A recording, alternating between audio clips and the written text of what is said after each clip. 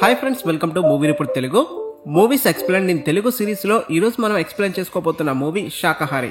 ఈ movie name విని ఇదేదో సాఫ్ట్ ఫ్యామిలీ డ్రామా అనుకుంటే పొరపాటే. ఇది పక్కా క్రైమ్ సస్పెన్స్ థ్రిల్లర్ మూవీ. ఈ మూవీలో రివీల్ అయ్యే ట్విస్ట్లు మైండ్ బ్లోయింగ్. క్రైమ్ థ్రిల్లర్స్ ఇష్టపడే వాళ్ళకి ఈ మూవీ బాగా నచ్చుతుంది, మిమ్మల్ని అస్సలు డిసప్పాయింట్ చేయదు. ఇక ఏమాత్రం లేట్ చేయకుండా శాకాహారి మూవీ స్టోరీ ఎక్స్ప్లెనేషన్కి అయితే వెళ్ళిపోదాం.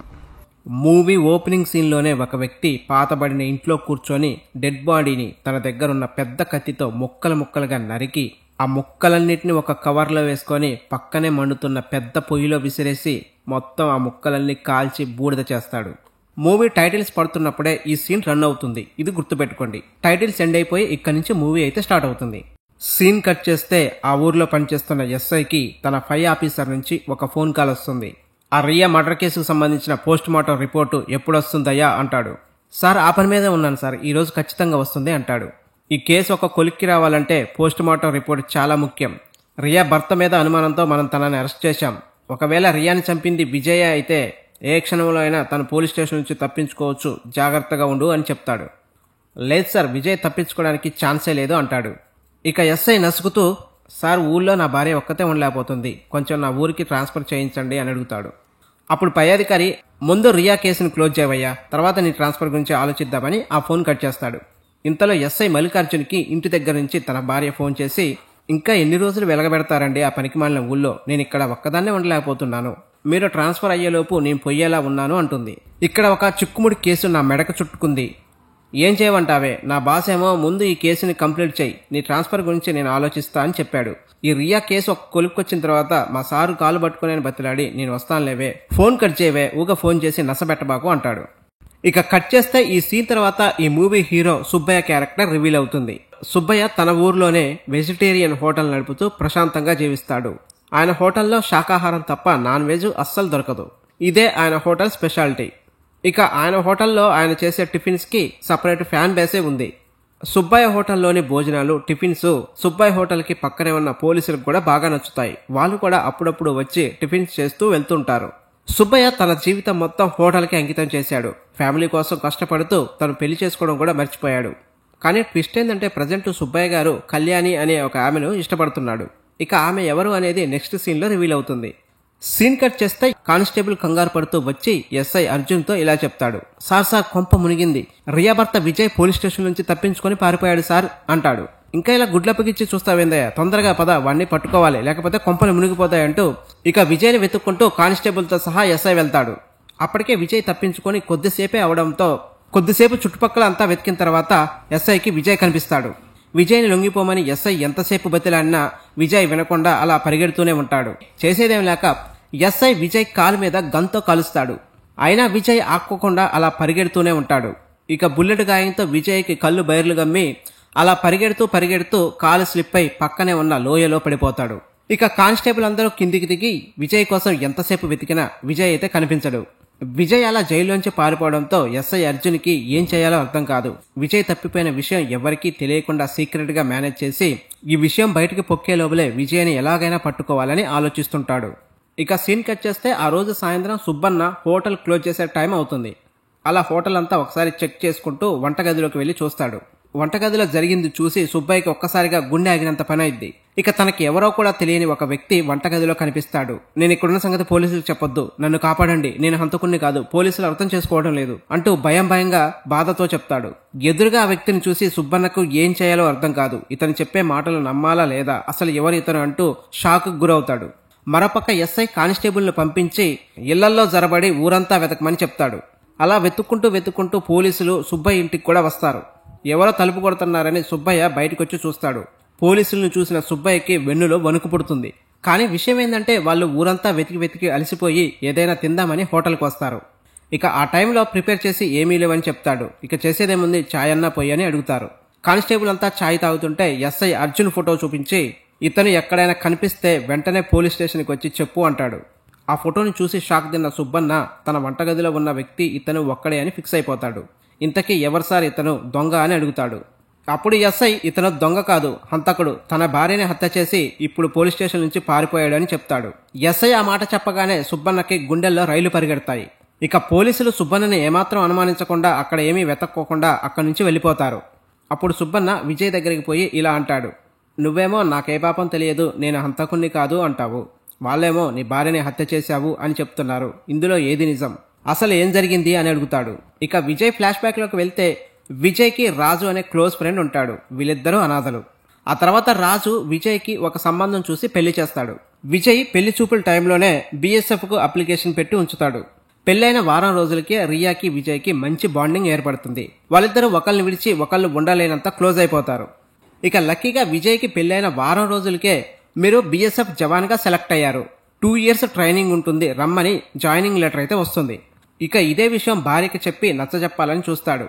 కానీ రియా కూడా విజయ్కి ఎమోషనల్ గా బాగా కనెక్ట్ అవడంతో వారం రోజుల్లోనే నేను నీకు బాగా దగ్గరైపోయాను, నిన్ను వదిలిపెట్టి ఉండడం నా వల్ల కాదు అంటూ చాలా ఎమోషనల్ అవుతుంది. నిన్ను వదిలిపెట్టి వెళ్లడం నాకు ఇష్టం లేదు, కానీ వెళ్ళక తప్పదు, 2 సంవత్సరాలు 2 నెలలుగా గడిచిపోవాలని కోరుకుందాం రియా అని నచ్చజెప్పి ట్రైనింగ్ అయితే వెళ్ళిపోతాడు. విజయ్ ఎక్స్పెక్ట్ చేసినట్లుగానే 2 సంవత్సరాలు 2 నెలలుగా గడిచిపోయి విజయ్ ట్రైనింగ్ పూర్తి చేసుకుని ఇంటికొచ్చేస్తాడు. 2 సంవత్సరాలు తన భర్త కోసం ఎదురు చూసిన రియా తన భర్తను చూడగానే ఎమోషనల్ అవుతుంది. అలా ట్రైనింగ్ కంప్లీట్ చేసుకుని వచ్చిన తర్వాత విజయ్కి రియాకి మధ్య కొన్ని ఎమోషనల్ అదేవిధంగా కొన్ని రొమాంటిక్ సీన్స్ అయితే రన్ అవుతాయి. విజయ్ అలా ట్రైనింగ్ కంప్లీట్ చేసుకుని వచ్చాడో లేదో అలా జాబ్ లో జాయిన్ అవ్వమని జాయినింగ్ లెటర్ కూడా వస్తుంది. ఇక రియాకి బాయ్ చెప్పి మళ్ళా జాబ్ లో జాయిన్ అవ్వడానికి బయలుదేరిపోతాడు. విజయ్ జాబ్ లో జాయిన్ అయిన తర్వాత రియా కొన్ని రోజులకి ఒంటరితనం ఫీల్ అవుతుంది. విజయ్ తన పక్కన లేడని చాలా బాధపడుతుంది. ఆ తర్వాత సీన్ కట్ చేస్తే విజయ్ ఫ్రెండ్ రాజు విజయ్కి ఒక పెద్ద లెటర్ రాస్తాడు. ఆ లెటర్ చదివిన విజయ్ గుండె పగులుతుంది. తనలో తాను కుమిలిపోయి వెక్కి వెక్కి ఏడుస్తాడు. రాజు రాసిన లెటర్లో మ్యాటర్ ఏంటంటే, విజయ్, రియా చాలా మారిపోయింది, నీకు తెలిసిన రియా వేరు, ఇప్పుడున్న రియా వేరు. రియా రమేష్ అనే వ్యక్తిని రోజూ కలుస్తుంది, తన బైక్ మీద సిటీ అంతా తిరుగుతుంది. ఇప్పుడు రియాకి నీ ధ్యాస లేదు, రియా నిన్ను పూర్తిగా మర్చిపోయిందిరా విజయ్ అంటాడు. అయితే ఇదంతా నిజమా లేదని తెలుసుకోవడానికి విజయ్ కొన్ని రోజులు లీవ్ పెట్టి ఇంటికైతే వచ్చేస్తాడు. విజయ్ని చూసిన రియా ఏమీ తెలియనట్టుగా తన భర్త వచ్చినందుకు చాలా సంతోషపడుతుంది. ఇక తనని చాలా మిస్ అవుతున్నట్లుగా బిహేవ్ చేస్తుంది. కానీ విజయ్ మాత్రం కోపంతో రగిలిపోతుంటాడు. ఆ తర్వాత కొద్దిసేపటికి రమేష్ ఎవరు అని అడుగుతాడు. నీ గురించి తన గురించి నేను వినకూడనివి కొన్ని విన్నాను అంటాడు. విజయ్కి ఈ విషయాలన్నీ ఎలా తెలుసుంటాయని రియా షాక్ అవుతుంది. అడ్డంగా దొరికిపోయిన తర్వాత చేసేదేం లేక అసలు విషయాలన్నీ చెప్తుంది. ఇక బోరుమని ఏడుస్తూ, మన పెళ్లైన 2 సంవత్సరాల్లో కనీసం 2 నెలలు కూడా మీరు నాతో హ్యాపీగా గడపలేదు, ఏ రోజు కూడా మీరు జాబు తప్ప నా గురించి ఎప్పుడూ ఆలోచించలేదు, నాకు ఫీలింగ్స్ ఉంటాయి కదా, నేను ఒంటరితనాన్ని భరించలేకపోయాను. కొన్ని రోజుల తర్వాత నాకు రమేష్ పరిచయం అయ్యాడు, అతని పరిచయం నాలోని ఒంటరితనాన్ని దూరం చేసింది, అలా నా లైఫ్ లోకి రమేష్ వచ్చాడని చెప్పి బోరున ఏడుస్తుంది. రియా మాటలు విన్న రమేష్ గుండె బద్దలైంది. ఆ తర్వాత నెక్స్ట్ సీన్ లో తన ఫ్రెండ్ రాజును కలిసి జరిగిందంతా చెప్పి బోరున ఏడుస్తాడు. ఇక రాజును కలిసిన విజయ్ కి తాగిన మత్తులో రమేష్ గుర్తొస్తాడు. భార్య మనసు మార్చిన రమేష్ గారిని అంత ఈజీగా వదిలిపెట్టను, వాణ్ణి ఏదో ఒకటి చేస్తానంటూ కోపంతో ఊగిపోతాడు. నెక్స్ట్ సీన్ లో రాజు విజయ్ ని ఇంటి వద్ద డ్రాప్ చేసి వెళ్ళిపోతాడు. అలా ఇంటికి వచ్చిన విజయ్ అక్కడ సీన్ చూసి షాక్ అవుతాడు. బెడ్రూమ్ లో రియా రమేష్ తో క్లోజ్ గా ఉండడం కల్లారా చూస్తాడు. ఆ సీన్ చూసిన విజయ్ కోపంతో ఊగిపోతూ రమేష్ ని చంపడానికి ప్రయత్నిస్తాడు. ఇక ఆ పెనుగులాట్లో రమేష్ విజయ్ నుంచి తప్పించుకొని పారిపోతాడు. ఆ తర్వాత తాగిన మత్తులో విజయ్ కూడా అక్కడే పడిపోతాడు. సీన్ కట్ చేస్తే నెక్స్ట్ డే మార్నింగ్ విజయ్ ని పోలీసులు నిద్రలేపి అరెస్ట్ చేసి పోలీస్ స్టేషన్ కి అయితే తీసుకెళ్తారు. ఎందుకంటే రియా అప్పటికే చనిపోయి ఉంటుంది. రియాని చంపింది తన భర్తే అని అనుమానించి పోలీసులు విజయ్ ని అరెస్ట్ చేసి జైల్లో పెడతారు. ఇక సీన్ కట్ చేస్తే అలా ఫ్లాష్ బ్యాక్ ఎండ్ అయిపోతుంది. విజయ్ స్టోరీ అంతా తెలుసుకున్న సుబ్బన్న రియాని విజయ్ చంపుండని సుబ్బన్న కూడా ఫీల్ అవుతాడు. ఇక ఆ సిచ్యువేషన్ లో విజయ్ ని చూసి సుబ్బన్న కూడా చాలా ఎమోషనల్ అవుతాడు. ఇక ఆ రోజు రాత్రంతా సుబ్బయ్య హోటల్లో ఉన్న విజయ్ తన కాలిలో ఉన్న బుల్లెట్ ని తీస్తూ ఆ నొప్పిని భరించలేక పెద్దగా అరుస్తాడు. ఇక విజయ్ అరుపులు విన్న అటుగా పోయేవారు, ఏంటి సుబ్బన్న మీ ఇంట్లోంచి పెద్ద అరుపులు వస్తున్నాయి, నువ్వు కాక ఇంకా మీ ఇంట్లో ఎవరైనా ఉంటున్నారా అని అడుగుతారు. లేదు లేదు, నాకే పీడకల వచ్చి అలా పెద్దగా అరిచాను, నేను తప్ప హోటల్లో ఇంకెవరూ లేరని చెప్పి పంపిస్తాడు. హోటల్ చుట్టుపక్కల ఉన్న వాళ్ళకి నేను కాక హోటల్లో ఎవరో ఉంటున్నట్లు డౌట్ వచ్చింది, నువ్వు ఇంకా ఇక్కడే ఉంటే నాకు చాలా ప్రమాదం, దయచేసి నువ్వు ఇక్కడి నుంచి వెళ్ళిపో అంటాడు. సరే సుబ్బన్న, నేను కూడా నేను ఇంకా ఇబ్బంది పెట్టను, నాకు ఒక హెల్ప్ చెయ్యి, పక్క ఊరికి వెళ్ళడానికి నాకు ఒక టికెట్ తెచ్చిపెట్టు అంటాడు. ఆ రోజు రాత్రి విజయ్ సిచ్యువేషన్ చాలా ఘోరంగా తయారైంది. బయటికి వెళ్ళలేడు, ట్రీట్మెంట్ తీసుకోలేక కాలికి తగిలిన బుల్లెట్ గాయంతో చాలా బాధపడుతుంటాడు. సీన్ కట్ చేస్తే డాక్టర్ ఎస్ఐ అర్జున్ కి పోస్ట్ మార్టం రిపోర్ట్ ఇచ్చి మైండ్ బ్లాక్ అయ్యే విషయం చెప్తాడు.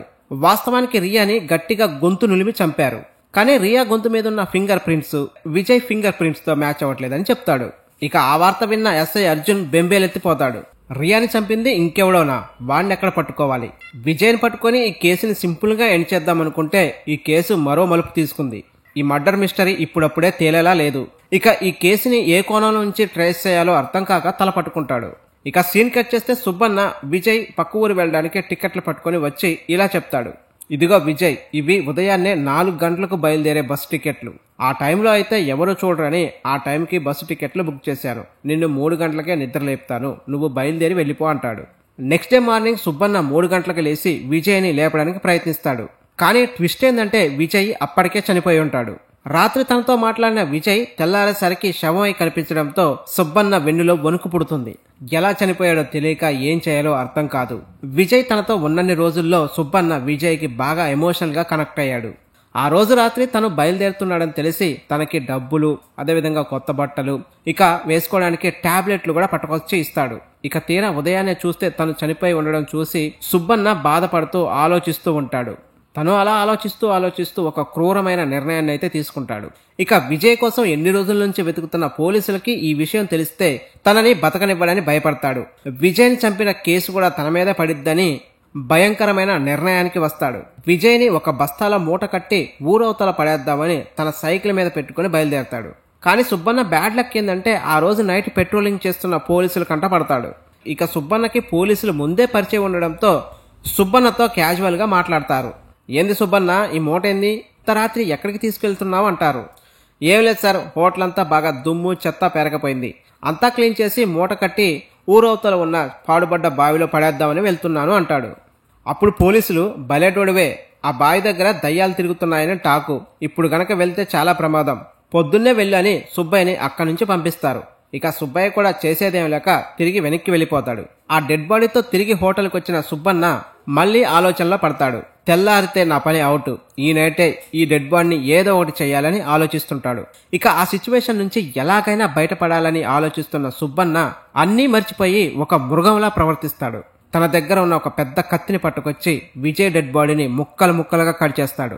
ఊళ్ళో హోటల్ పెట్టి శాకాహార భోజనాలు మంచిగా వండుతాడని పేరు తెచ్చుకున్న సుబ్బన్న మొదటిసారి మాంసం కొట్టులో మాంసం కొట్టేవాడిలా ప్రవర్తిస్తాడు. ఇక ఆ మాంసం ముక్కలన్నీ కట్టె ముక్కలతో కలిపి పొయ్యిలో వేసి కాల్చి బూడిద చేస్తాడు. ఆ తర్వాత ఆ ప్లేస్ అంతా క్లీన్ చేసి ఆ నైట్ తలస్నానం చేసి పడుకుంటాడు. మార్నింగ్ నిద్రలేసి తనకేమీ తెలియనట్లుగా మళ్లీ శాకాహార భోజనాలు వండేవాళ్ళ తన రూపాన్ని మార్చుకుంటాడు.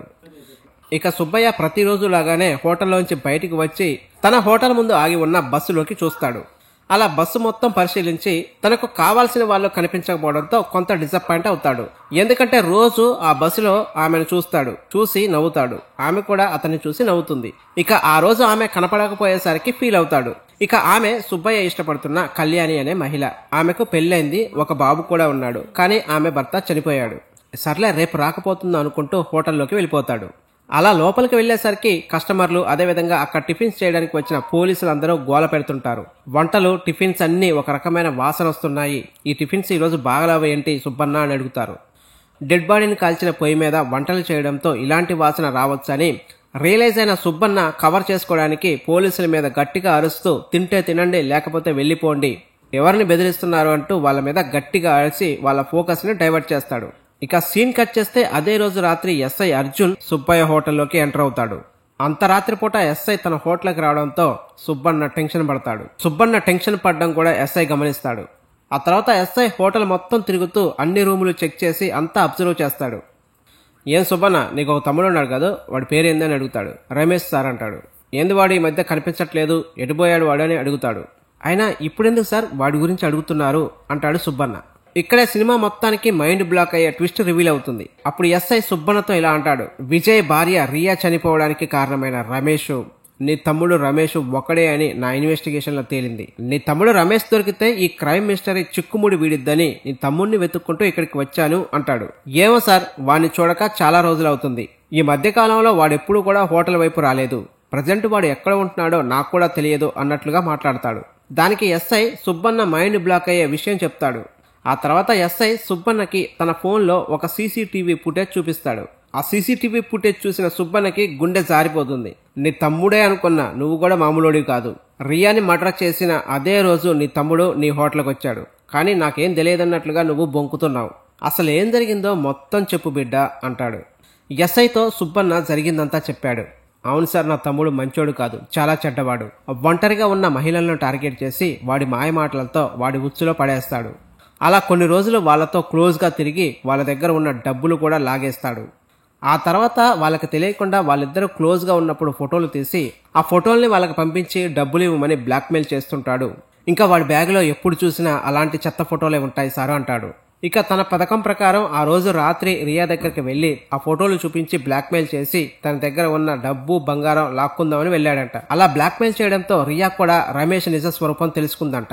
అయితే విజయ్ అప్పటికే బాగా తాగి రావడంతో స్పృహ కోల్పోయి ఆ మంచం మీద పడిపోయాడంట. తన గురించి అన్ని నిజాలు తెలుసుకున్న రియా బ్రతికి ఉంటే తనకి ఎప్పటికైనా ప్రమాదమని రియాని చంపి వచ్చాడంట. ఈ విషయాలన్నీ వాడే నాకు చెప్పాడు. ఇక ఈ విషయాలన్నీ తెలుసుకున్న నేను షాక్ అయి వాడిని మందలించబోయాను. ఇక వాడు సొంత అన్ననైనా నన్నే కొట్టి నా దగ్గర ఉన్న డబ్బు మొత్తం లాక్కోవాలని చూశాడు. ఇక ఆ పెనుగులాట్లో వాడు కింద పడిపోతాడు. కానీ కింద పడ్డ వాడికి తలకి ఏదో బలంగా తగిలి చనిపోతాడు. ఇక వాడు చనిపోయిన విషయం అందరికీ తెలిస్తే నన్నే హంతకుడు అంటారని ఏం చేయాలో అర్థం కాక ఇక వాణ్ణి నా దగ్గర ఉన్న కత్తితో ముక్కలు ముక్కలుగా కట్ చేసి ఇక నేను రోజు వంటలు వండే పొయ్యిలో వేసి కాల్చేశాను సారు అంటాడు. ఇంకా ఇదే సీన్ ని మనకి మూవీ టైటిల్స్ పడుతున్నప్పుడు చూపిస్తారు. ఇక సుబ్బయ్య అసలు విషయం చెప్పేసరికి సుబ్బయ్యని చూసి ఎస్ఐ వెన్నులో వణుకు పుడుతుంది. ఆ తర్వాత అటు ఇటు తిరిగి కొంచెం ఊపిరి తీసుకొని మరి విజయ్ ఏమైపోయాడు అని అడుగుతాడు. ఇక్కడే మన సుబ్బయ్య తన టాలెంట్ చూపిస్తాడు. ఏ విజయ్ సారా అని అడుగుతాడు. ఆ తర్వాత ఎస్ఐ తన ఫోన్లో ఇంకో సీసీటీవీ ఫుటేజ్ చూపిస్తాడు మన సుబ్బయ్యకి. కాలికి బుల్లెట్ గాయం తగిలిన విజయ్ కుంటుకుంటూ ఎలాగో అలాగా నెట్టుకుంటూ తన హోటల్లోకి ఎంటర్ అయినట్లుగా ఆ సీన్ లో కనబడుతుంది. ఇక ఆ సీసీటీవీ ఫుటేజ్ చూసిన తర్వాత సుబ్బయ్యకి నోటి మాట పడిపోతుంది. ఇక దీనికేం సమాధానం చెప్తావో చెప్పు అన్నట్లుగా ఎస్ఐ సుబ్బయ్య వైపు చూస్తాడు. ఆ తర్వాత మళ్ళీ సుబ్బయ్య ఫాస్ట్ ఫార్వర్డ్ లో విజయ్ తన దగ్గరకు రావడం, ఆ తర్వాత విజయ్ తన స్టోరీ మొత్తం సుబ్బయ్యకి చెప్పడం, ఆ తర్వాత తను సుబ్బయ్య దగ్గర నుంచి బయటికి వెళ్లిపోవడం, టికెట్లు బుక్ చేయడం, ఆ తర్వాత తనని 3 గంటలప్పుడు లేపుదామని చూస్తే తను చనిపోయి ఉన్నాడు సారు అని ఇంతమటికి చెప్పి ఆప్ చేస్తాడు. ఎస్ఐ ప్రజెంట్ ఏ సిచ్యువేషన్ లో ఉన్నాడో తలుచుకుంటూ తర్వాత తన సిచ్యువేషన్ ఏందో అర్థం కాకుండా ఎస్ఐకి ఒళ్ళంతా చెమటలు పట్టి సుబ్బయ్య నెక్స్ట్ ఏం చెప్తాడో తెలియక వెన్నులో వణుకు పుడుతుంది. అప్పుడు ఎస్ఐ విజయ్ డెడ్ బాడీ ఏమైంది అని అడుగుతాడు. అప్పుడు సుబ్బయ్య ఇలా చెప్తాడు. సార్, నా హోటల్ కోసం ఇన్ని రోజులు చాలా కష్టాలు పడ్డాను సార్. నేను కళ్యాణి అనే ఒక మహిళని లవ్ చేస్తున్నాను సార్. తను కూడా నన్ను లవ్ చేస్తుంది. త్వరలోనే మీ ఇద్దరం కలిసి పెళ్లి చేసుకుని అందమైన జీవితాన్ని ప్రారంభిద్దామనుకుంటున్నాం సార్. కానీ ఏం చేశాను సార్, నా కర్మ అన్నీ నాకే జరుగుతున్నాయి అంటాడు. ఇదంతా ఓకే సుబ్బయ్య, విజయ్ బాడీని ఏం చేసావో చెప్పు అని మళ్ళీ అడుగుతాడు. మళ్ళీ నాకు కేసులు, పోలీసులు, జైలు, కోర్టులు ఇవన్నీ గుర్తొచ్చాయి సార్. నేను నా కళ్యాణితో ఊహించుకున్న అందమైన జీవితం ఎక్కడ చెదిరిపోతుందని భయమేసింది సార్. ఇక చేసేదేం లేక తప్పనిసరి పరిస్థితిలో విజయ్ను కూడా ముక్కలు ముక్కలుగా కట్ చేసి అదే పొయ్యిలో వేసి కాల్చి బూడిద చేశాను సార్ అని చెప్తాడు. ఇక సుబ్బయ్య అలా చెప్పేసరికి ఎస్ఐకి గుండె ఆగినంత పనైంది. ఎస్ఐ ఈ విషయాలన్నీ జీర్ణించుకోలేకపోయాడు.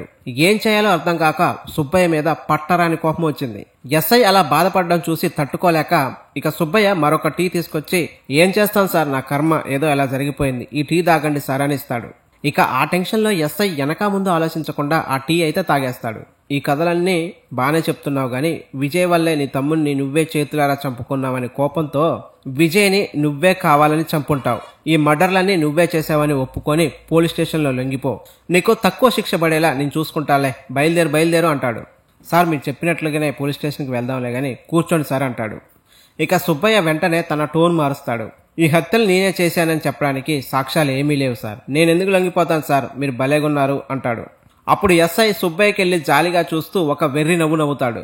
నువ్వు ఈ కథలన్నీ పడతావనే నేను ముందుగా గెస్ చేసి నీకెదురంగా నీకు తెలియకుండా ఒక స్పై కెమెరా సెట్ చేశాను. ఇక ఈ సాక్ష్యం సరిపోదా, ఒకసారి విను అని ప్లే చేయబోతాడు. కానీ అందులోంచి ఎటువంటి వాయిస్ వినపడదు.